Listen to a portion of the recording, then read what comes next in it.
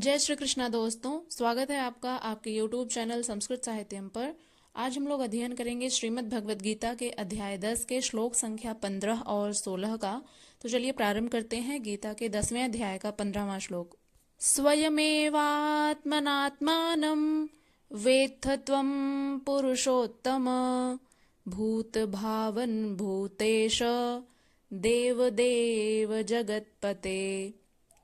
आइए इसके शब्दार्थ को देखते हैं। इसका शब्दार्थ है स्वयं एव आत्मानम, अर्थात स्वयं अर्थात अपने आप, एव माने वास्तव में, आत्मानम अर्थात अपने आत्मा में, आत्मानम स्वयं, वेत्थ अर्थात जानो, त्वम अर्थात तुम, पुरुषोत्तम अर्थात हे पुरुषों में श्रेष्ठ अर्जुन, भूत भावन अर्थात समस्त प्राणियों के रचयिता, भूतेश अर्थात सबका स्वामी, समस्त प्राणियों के ईश्वर, देव देव अर्थात देवों के ईश्वर, जगत पते अर्थात ब्रह्मांड के स्वामी। आइए अब इसके अनुवाद को देखते हैं। अर्जुन ने भगवान श्री कृष्ण के बारे में क्या बताया है, इसको जानते हैं। अर्जुन कहते हैं, हे परम पुरुषोत्तम, हे समस्त प्राणियों के रचयिता और स्वामी, हे देवों के देव, हे ब्रह्मांड के स्वामी, आप ही अपनी अचिंत्य शक्ति से स्वयं को जानते हैं। अर्थात यहाँ पर भगवान श्री कृष्ण को अर्जुन संबोधित करते हुए कहते हैं कि हे भूतों को उत्पन्न करने वाले, भूत अर्थात प्राणी, तो प्राणियों को उत्पन्न करने वाले, हे प्राणियों के ईश्वर, हे देवों के देव, हे जगत के स्वामी, हे पुरुषों में उत्तम या पुरुषों में श्रेष्ठ भगवान श्री कृष्ण, आप स्वयं ही अपने आप को अपने से ही जानते हैं। अर्थात आपको कोई नहीं जान सकता। जैसा कि भगवान श्री कृष्ण ने पिछले श्लोकों में कहा था कि मुझे केवल वही जान सकते हैं जो निरंतर मेरा स्मरण करते रहते हैं, मेरे नाम का जाप करते रहते हैं, जिनके चित्त में एकमात्र मेरी ही छवि विराजमान है।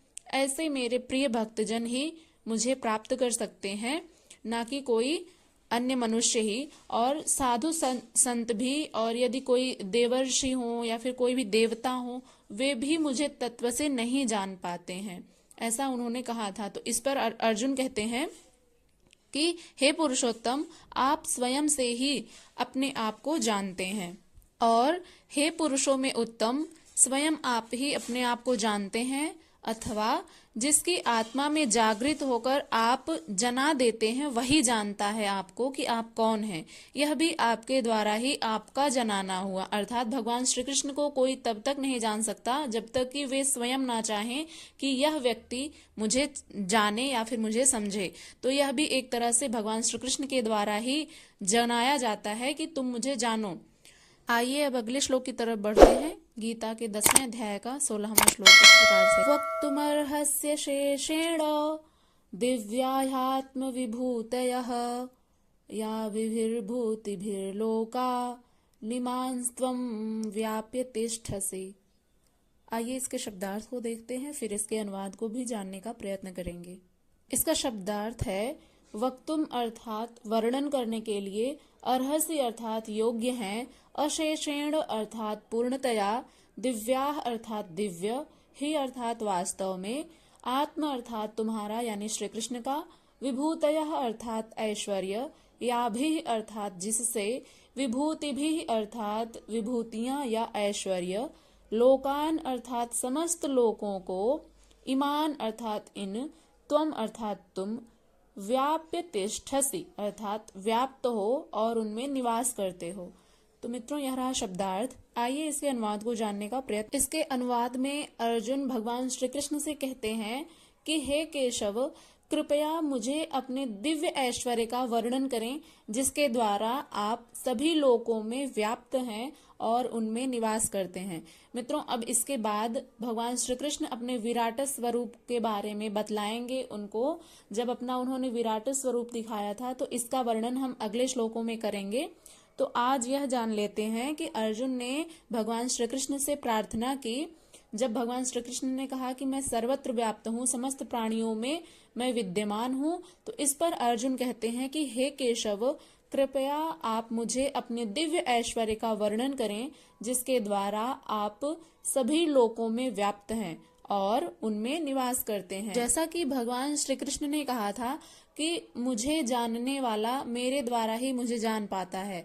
तो जब मैं उसके बुद्धि में, उसके चित्त में स्थित कर देता हूँ उस तत्व ज्ञान रूपी उस ज्ञान योग को, जैसा कि उन्होंने पिछले श्लोक में कहा था, तो उस ज्ञान योग के द्वारा ही वह व्यक्ति मुझे जान सकता है।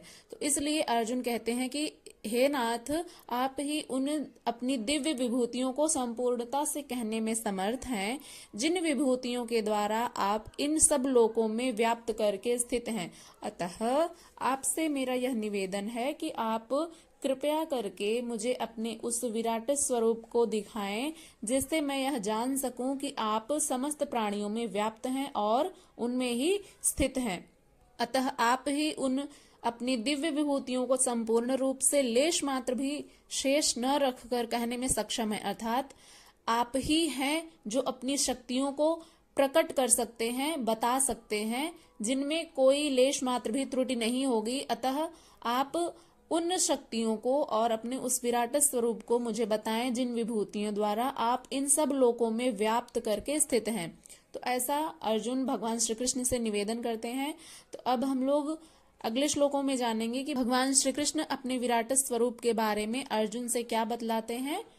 तो चलिए मिलते हैं कल।